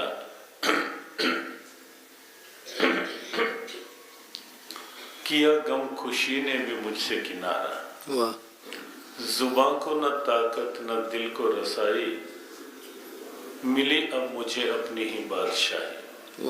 ये स्वामी राम तीर्थ के भाव गुनगुना रहे थे, छोटे छोटे बच्चे साथ वो भी। कि जुबान को न ताकत न दिल को रसाई, यतो वाचा निवर्तन्ते ये प्राप्य मनसा न तत्र वाग गच्छति। वो संग्राम के भावों में ही वो था। तो जो श्लोक हम ले रहे थे, छठे अध्याय का एक क्रम चल रहा था, सुखेन ब्रह्म संस्पर्शम अत्यंतम सुखम अश्नुते जी। तो गीता के कृष्ण कहते हैं कि ब्रह्म के भाव में, उस स्पर्श से भाव के उस वृत्ति, वो वृत्ति जब उस भाव के स्पर्श में आती है तो वो जो सुख होता है वो उत्तम सुख है गीता के अनुसार। तो वो स्पर्श तो अंदर के भाव की बात है कोई, क्योंकि सुखमात्यंतिकम यत् बुद्धिग्राह्यम मत इंद्रियम, इंद्रियों से अतीत वाला है। तो लेकिन जब कोई प्रेमी भक्त, जैसे भाई श्री की बात, पूज्य हनुमान प्रसाद पोदार जी की बात व्यासपीठ से आप जी की वाणी से निकले कि स्पर्श भले ही वो प्रणाम के रूप में कर रहे हैं, लेकिन स्पर्श ने तो अपना भाव दिखाया। और वो स्पर्श भी क्या प्रेम स्पर्श कर रहा है, केवल हाथ स्पर्श नहीं कर रहा। क्योंकि केवल आंख नहीं देखती, आंख के माध्यम से कभी ये मनोविज्ञान का एक जो साइकोलॉजी है, उसका एक भारतीय मनोविज्ञान का एक चैप्टर है कि केवल आंख नहीं देखती, आंख के माध्यम से कुछ और देखता है।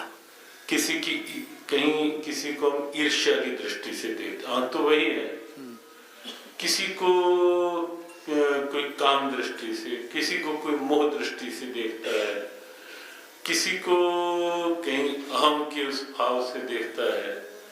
लेकिन और ऐसी वाणी में भी कभी लोभ बोल रहा होता है, कभी अहंकार बोल रहा होता है, कभी किसी का आवेश बोल रहा होता है, लेकिन वाणी भी धन्य होती है।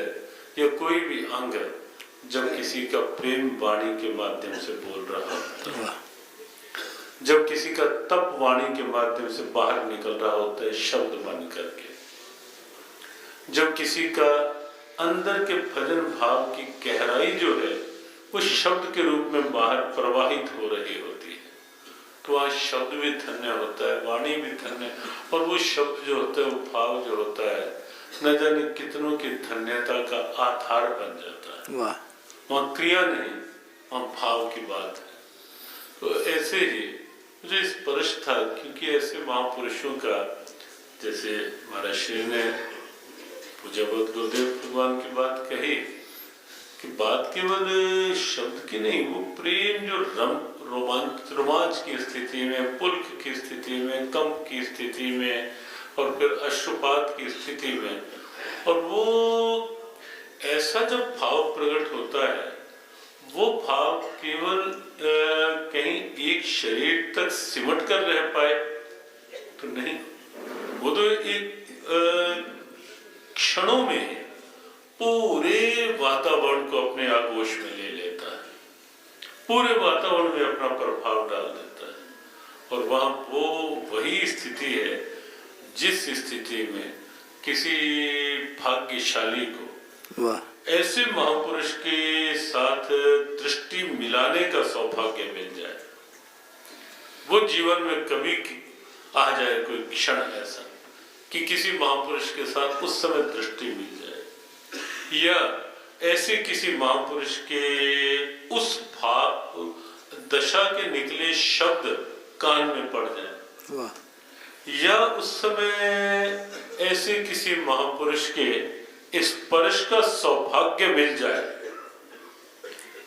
जीवन का वास्तव में जो जीवन की सर्वोत्तम उपलब्धि है, जिसके आगे ये छोटी मोटी डिग्रियां तो क्या, या ये पद एमएलए एमपी का पद तो क्या, जिसके आगे हमें लगता है शहंशाह राम अमेरिका में जब थे महर्षि झूले में कहीं झूल रहे थे, और जब वो गए तो कुछ था, कुछ साथ नहीं था, कोई साथ नहीं था।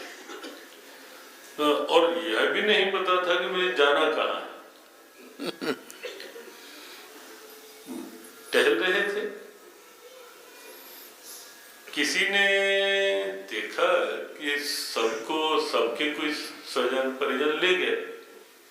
अब अकेला भारतीय सन्यासी मस्ती में टहल रहा है। वहां कोई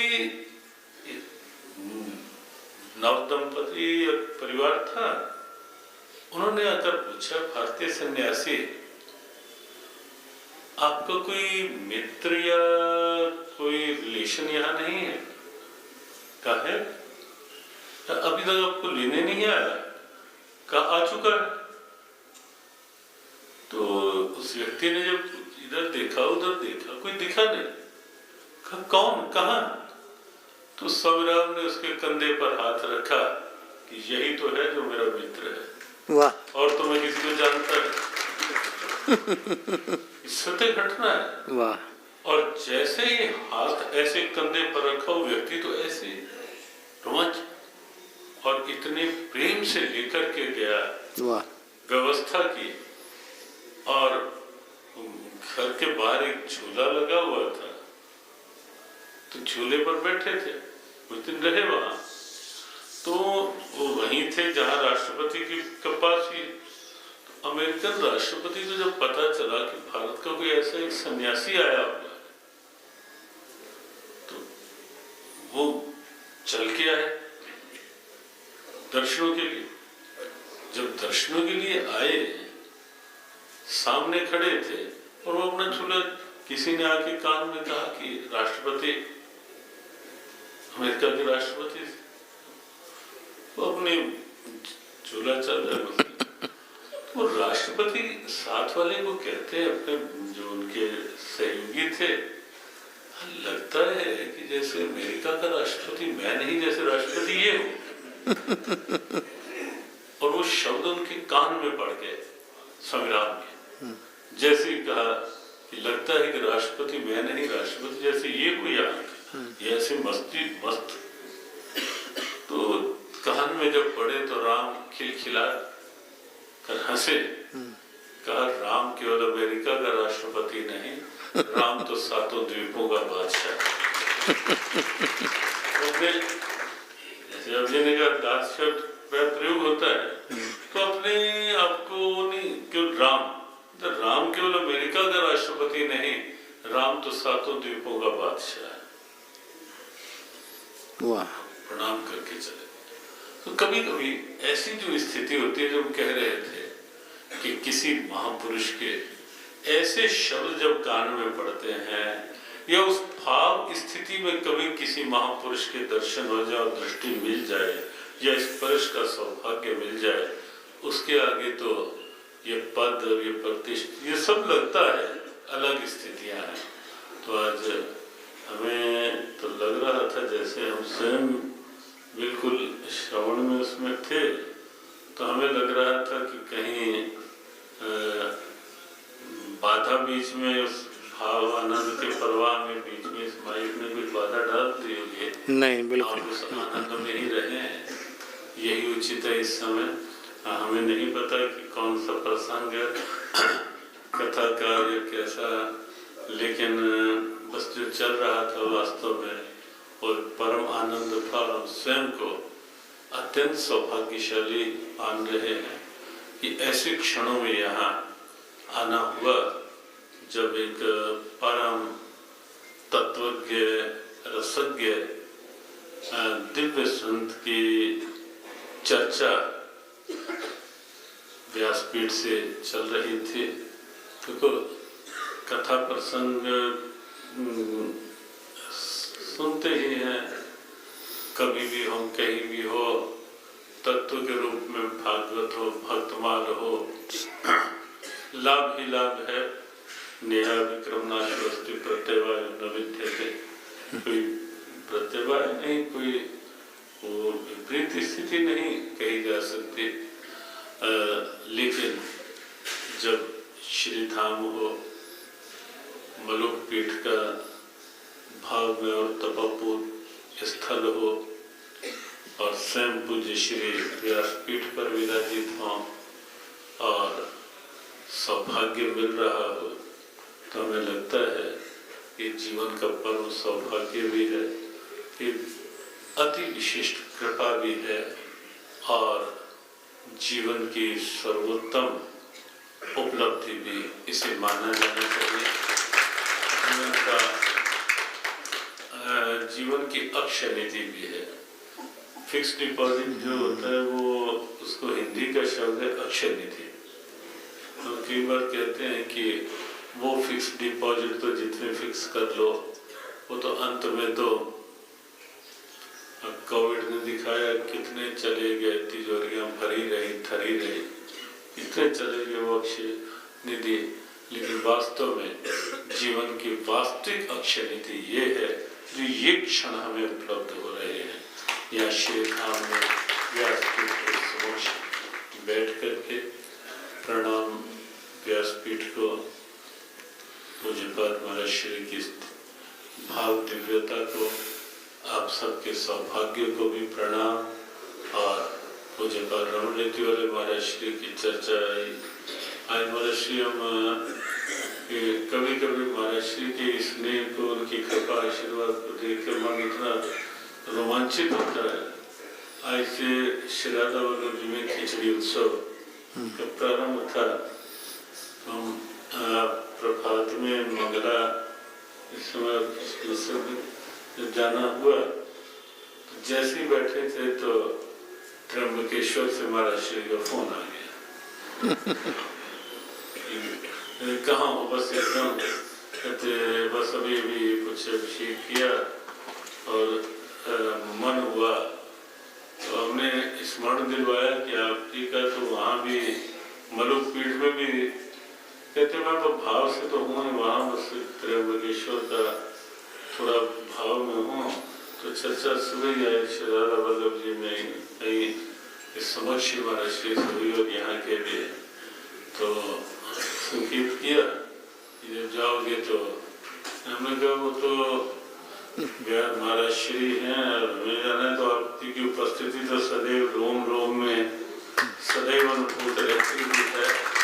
हमारे श्री का स्मरण, उनको वंदन, महाराज सदगुरुदेव भगवान उनके प्रति जैसे वन कर रहा है।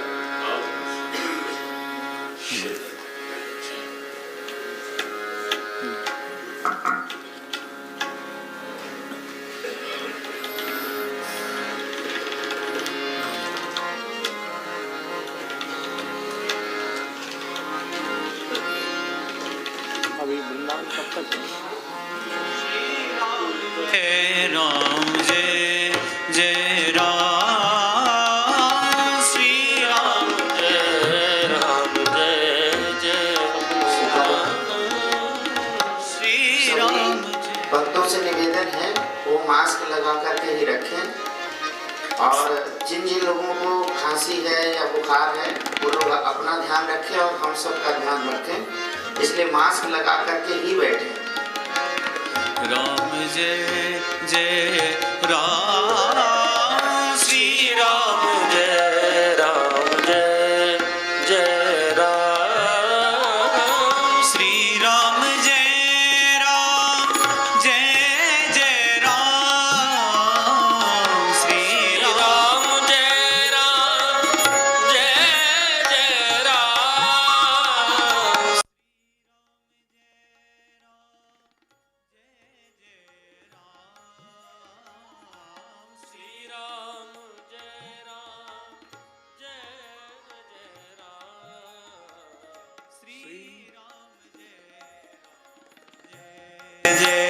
जय राम, श्री राम जय जय राम।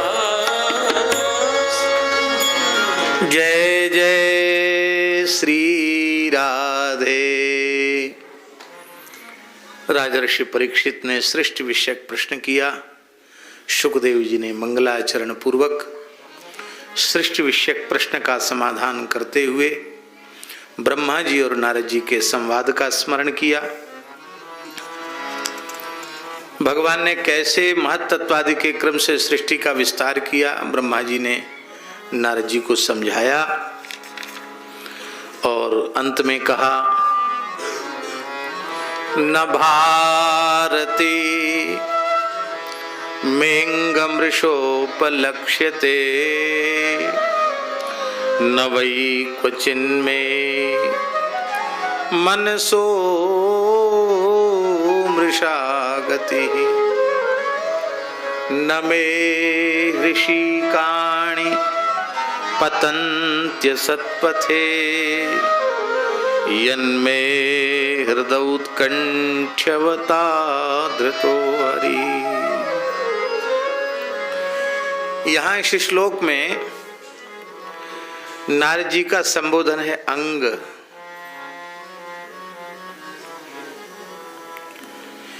हे प्यारे नारद, हे परम प्रिय नारद, वत्स नारद, बेटा नारद, मैं प्रेम पूर्ण हृदय से,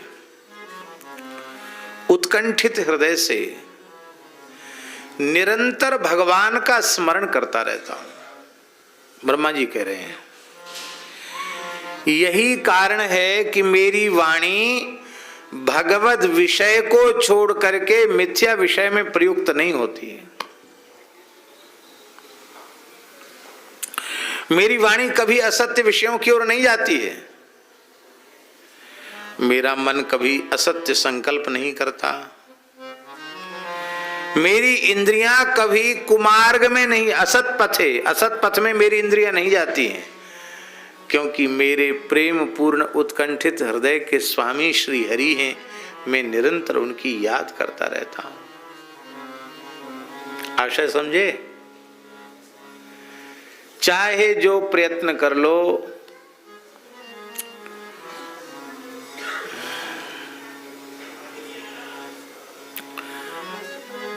वाणी, मन, इंद्रियां, ये अनादि संस्कार के कारण, जन्मांतरीय संस्कारों के कारण जो विषय की ओर निरंतर इनका प्रवाह बना हुआ है, उस प्रवाह के कारण ये उससे हटती नहीं है। मन भी जाएगा, वाणी भी जाएगी, बुद्धि भी जाएगी, इंद्रियां भी वहीं जाएंगी। और बहुत से साधकों की बड़ी समस्या रहती, कहते महाराज क्या करें, खूब साधन करते, काम नहीं छूटता, क्रोध नहीं छूटता, लोभ नहीं, कुछ नहीं छूट रहा है, कोई विकार नहीं छूट रहा है। बहुत से लोग अपनी इंद्रियों को कसते भी हैं। कसना भी चाहिए, इंद्रियों को नियंत्रित करना चाहिए, लेकिन हम केवल इंद्रियों को नियंत्रित करें और अंतःकरण हमारा वैसा न बने, तो गीता जी में कहा मिथ्याचार स उच्यते, उसको मिथ्याचार कहा। भीतर भीतर तो विषय का स्मरण हो रहा है, बाहर से इंद्रियों को हमने प्रतिबंध लगा दिया।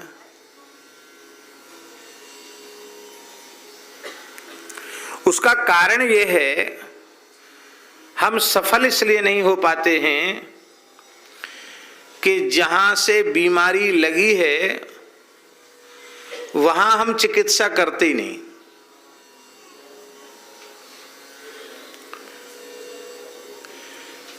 भीतर से हमने विषयासक्ति बसा रखी है, भीतर अपने हृदय में, और बाहर से मन, बुद्धि, इंद्रियों के ऊपर हम नियंत्रण करते हैं। कैसे होगा काम? इसका बहुत सरल भाव यह है कि उत्कंठित हृदय से, प्रेम पूर्ण हृदय से आप निरंतर भगवान की स्मृति करें, स्मरण करें, उनके नाम का स्मरण, उनके रूप का स्मरण, उनकी लीला का स्मरण निरंतर आप करें, उससे मन पवित्र होगा। पाप की वृत्ति, मलिनता की वृत्ति सबसे पहले मन में आती है, मन के बाद, मन बुद्धि के बाद वाणी में आती है, और वाणी के बाद फिर क्रिया में आती है। तो जब हम निरंतर प्रेम पूर्ण हृदय से, उत्कंठित हृदय से भगवान के पवित्र नाम रूप लीला का स्मरण करेंगे, उससे हमारा मन पवित्र हो जाएगा। मन के पवित्र होने से वाणी पवित्र हो जाएगी, और मन वाणी के पवित्र होने से क्रिया अपने आप पवित्र हो जाएगी। हृदय में तो बसा रखा है संसार को, और बाहर से बात करते हैं भगवान की। अरे पहले हृदय में बसे हुए संसार को उजाड़ो, हृदय में भगवान को बसाओ। हृदय में संसार कैसे बसा? जैसे हृदय में संसार प्रविष्ट हुआ है, ऐसे ही हृदय में भगवान प्रविष्ट हो जाएंगे। देह गेह में आसक्त विषयी पुरुषों का कुसंग करके, बारंबार विषय चर्चा करके, सुन के, कर्ण मार्ग से हमारे भीतर संसार ने प्रवेश किया है। ऐसे ही जो वीतराग महात्मा हैं, भगवान के प्रेमी अनुरागी संत हैं, उनका संग हम बारंबार करेंगे और उनकी वाणी से बारंबार भगवान के मंगलमय चरित्रों का श्रवण करेंगे, तो कर्ण के मार्ग से कथा के रूप में भगवान ही भीतर प्रविष्ट हो जाएंगे। और जब भीतर भगवान भर जाएंगे तो भीतर बसा हुआ संसार बाहर हो जाएगा, फिर काम बन जाएगा। अपना हृदय, अपना प्राण, अपनी चेतना भगवान को सौंप दो। ब्रह्मा जी कहते मैंने अपना सर्वस्व समर्पण कर दिया है। बोलो भक्तवत्सल भगवान की। भगवान के लीलावतारों का ब्रह्मा जी ने स्मरण किया, 23 अवतारों का स्मरण किया। नारद जी का नाम इसमें नहीं लिया, क्योंकि नारद जी पुत्र हैं और ब्रह्मा जी पिता हैं, और नारद जी श्रोता हैं, ब्रह्मा जी वक्ता हैं। इसलिए ब्रह्मा जी ने नारद जी को अवतार नहीं बताया, बाकी सब अवतारों का स्मरण किया।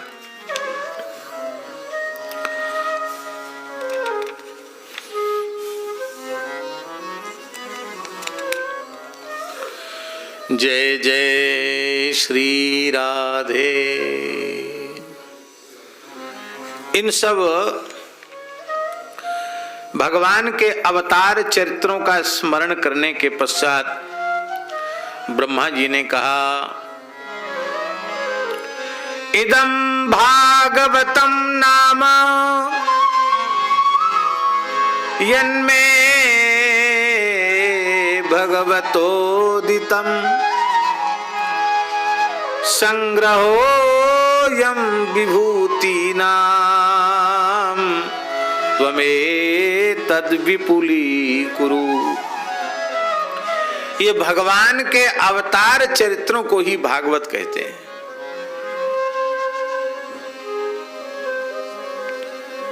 यन्मे भगवतोदितम, ये भगवान ने ही हमको सुनाया, प्रदान किया है ये भागवत। ये संक्षिप्त उसका स्वरूप है। त्वमेतद् विपुलीकुरु, इसका तुम व्याख्यान करो। भगवान की संक्षिप्त विभूतियों का वर्णन है, इसका तुम विस्तार करो, व्याख्यान करो। भागवत का व्याख्यान करो, ऐसी ब्रह्मा जी की आज्ञा है। सबको भागवत व्याख्यान करना चाहिए, हमको, आपको सबको। जिनको भी शास्त्राधिकार प्राप्त है उन सबको शास्त्र मर्यादा में रह करके भागवत का व्याख्यान करना चाहिए। इसकी मर्यादा क्या है? ये द्वितीय स्कंध के 7वें अध्याय का 52वां श्लोक भागवत व्याख्यान की मर्यादा को सिखाने वाला श्लोक है। यथा हरौ भगवती नृणां भक्तिर्भविष्यति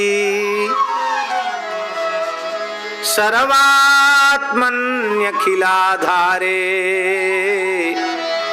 इति संकल्प्य वर्णय।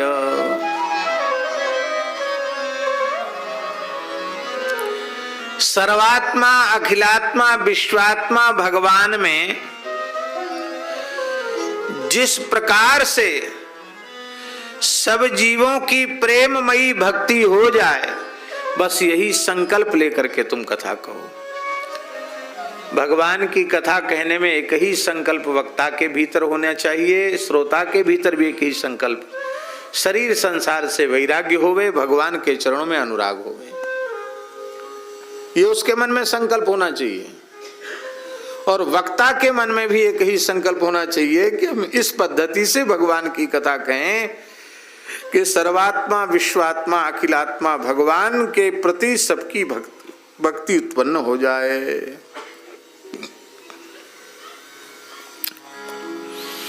राजर्षि परीक्षित ने सृष्टि विषयक प्रश्न किए, उसका पुनः विस्तार करते हुए श्री सुखदेव जी महाराज ने ब्रह्मा जी को भगवान के दिव्य धाम का दर्शन हुआ और किस प्रकार भगवान ने उनको चतुश्लोकी भागवत का उपदेश किया, इस प्रकरण को सुनाया। बड़ा अद्भुत प्रकरण है। श्री भगवान उवाच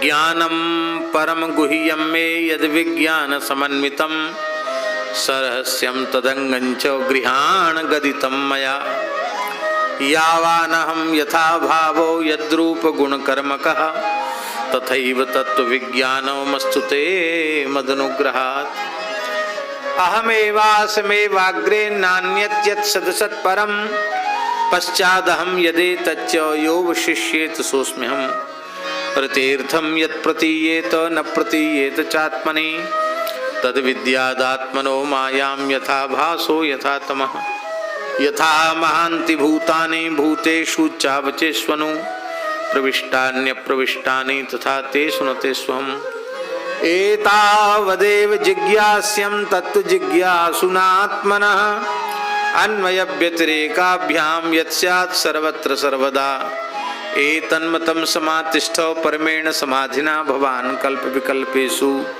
न विमुह्यति करहिचित्। इसके माध्यम से ब्रह्मा जी को जीव ब्रह्म और माया इनके स्वरूपों को भगवान ने स्पष्ट करके समझाया और कहा कि इस ज्ञान को तुम अपने हृदय में धारण करोगे तो तुम कभी सृष्टि विस्तार करते हुए भी मोहित होगे नहीं। भागवत के 10 लक्षण हैं, सर्ग विसर्ग स्थान पोषण ऊति मनमंतर ईशानु कथा निरोध मुक्ति और आश्रय। ये भागवत के 10 लक्षण बताए गए। तृतीय स्कंध में पहले उद्धव जी और विदुर जी का संवाद है, क्योंकि राजर्षि परीक्षित के सृष्टि विषयक प्रश्न का समाधान करते हुए सुखदेव जी महाराज वर्णन कर रहे हैं कि जो प्रश्न तुमने हमसे पूछा है वही प्रश्न तुम्हारे पूर्वज विदुर जी ने मैत्री जी से पूछा था। तो भगवान विदुर मैत्रेय का समागम कहाँ हुआ, ये प्रश्न किया गया और इस प्रश्न का समाधान करने के लिए पहले महाभारत के कतिपय प्रसंगों का स्मरण किया गया। कैसे विदुर जी ने गृह त्याग किया इसका वर्णन किया और श्री विदुर जी महाराज विचरते विचरते प्रभासक क्षेत्र में पहुंचे। वहां उन्होंने उद्धव जी महाराज का दर्शन किया। तत्रोद्धवम भागवतम ददर्श, परम भागवत श्री उद्धव जी का दर्शन किया। परस्पर दोनों भागवतों का मिलन हुआ, कुशल क्षेम हुआ। और जब उद्धव जी से यदुवंशियों की कुशल पूछी श्री विदुर जी महाराज ने तो कुछ बोल न सके उद्धव जी, उनके नेत्र भर आए, व्याकुल हो गए। और श्री उद्धव जी ने कहा, कृष्ण द्युमणि निम्लोचे गीर्णेष्वजगरेण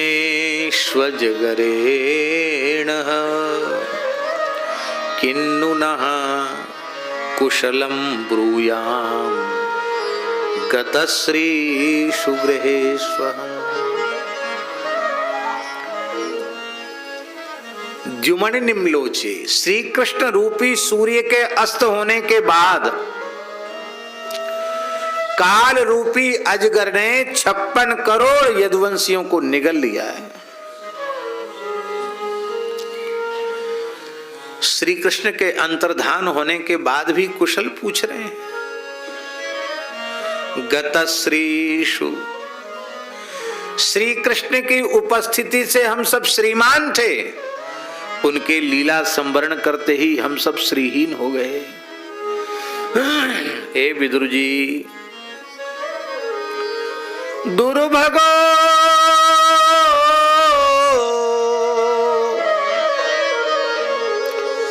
बतलो कोयम यदवो नितरामपि ये संवसंतो न विदुर हरिम मीना इवोडुपम। निश्चित ही ये संसार भाग्यहीन है, अभागा है। यदुवंशी और अधिक भाग्यहीन है। संसार भाग्यहीन है और ये यदुवंशी महाभाग्यहीन है,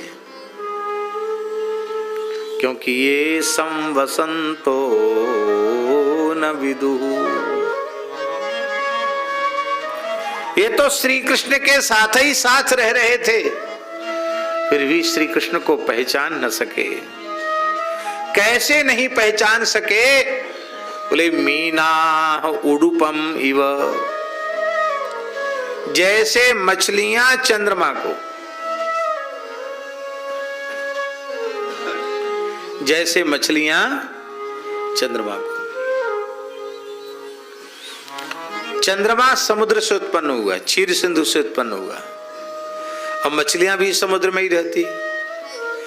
चंद्रमा से अमृत प्रकट होता है, उस अमृत का आस्वादन मछलियों ने कर लिया होता तो वो धीवरों के भय से मुक्त हो जाती, जाल में फंसने के मरने के भय से मुक्त हो जाती। लेकिन इतने लंबे समय तक चंद्रमा के साथ रहने पर भी चंद्रमा के अमृतत्व का लाभ मछलियां नहीं ले सकी। अपने जैसा ही चमकता हुआ जल का प्राणी समझती रही।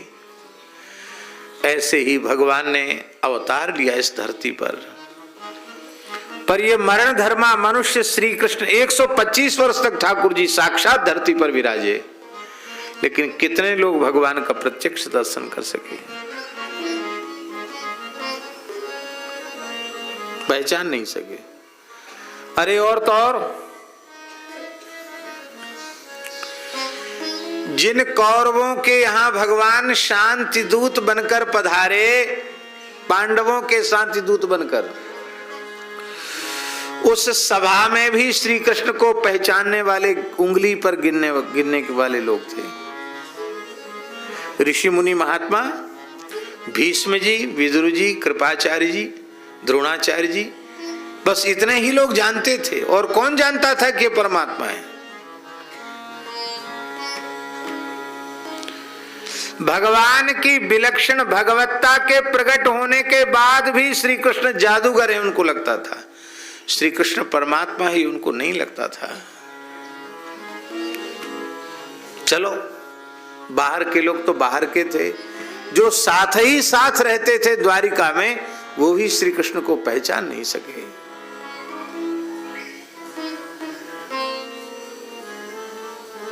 अब तो रोना रह गया पास हाथ में, और क्या रह गया?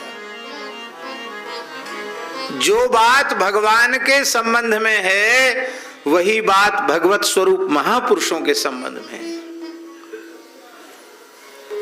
बड़े बड़े दिव्य भगवत प्राप्त महापुरुष इस धरती पर आते हैं, लंबे समय तक विराजते हैं, लीला करते हैं, लेकिन उनके अवतरण काल में भी लोग उनका लाभ नहीं ले पाते। दूर वाले तो कई बार लाभ ले भी ले, निकट वाले बिल्कुल लाभ नहीं ले पाते। कारण क्या है? ये समवसंता, साथ साथ रहते रहते उनको लगता है कि जैसे हम मलमूत्र के भांड मनुष्य हैं, ऐसे ही यह भी। भगवान के संबंध में भी लोग यही समझते थे। ये भगवान है ये नहीं समझते थे। बाद में जब भगवान अंतर्धान हो गए तब केवल रोना रह गया। कैसी कैसी बातें महापुरुषों के अंतर्धान होने के बाद उनके संबंध में प्रामाणिक महापुरुषों से श्रवण करने के लिए मिलती हैं, और बाद में हमारे हाथ क्या लगता है? पश्चाताप। संत श्री कबीरदास जी का एक दोहा है, आछे दिन पाछे गए,